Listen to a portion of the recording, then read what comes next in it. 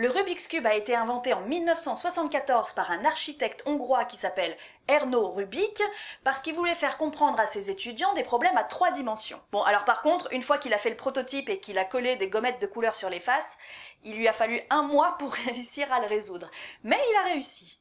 En 1977, il commence à être produit pour le marché hongrois, mais la géopolitique de l'époque n'encourageait pas vraiment les exportations. Donc il l'a présenté dans plusieurs salons de jouets internationaux en 1979, notamment à Londres, à New York et à Paris. Mais c'est un Allemand qui voit le potentiel du casse-tête et qui crée la licence. Il le commercialise dans le monde entier à partir de 1980 et depuis, c'est devenu le succès qu'on connaît. Dès le début des années 90, il apparaît dans la pop culture, notamment dans les Simpsons, dans le film Armageddon ou encore dans un clip des Spice Girls.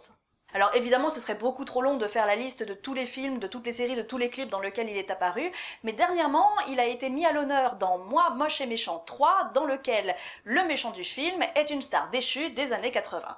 Dans un autre domaine, l'astronaute français Jean-François Clairvoy a emmené le sien avec lui lors de ses 3 missions dans l'espace, en 94, 97 et 99, et c'est d'ailleurs grâce à lui que j'ai eu envie d'apprendre. Et pour vous donner un dernier chiffre, si ça fait des années que vous essayez de résoudre le vôtre et que vous n'y arrivez pas, c'est pas que vous n'êtes pas doué, c'est juste qu'il existe 43 milliards de configurations différentes et que une seule seulement correspond à la solution. Et c'est évidemment vers cette solution que je vais vous emmener.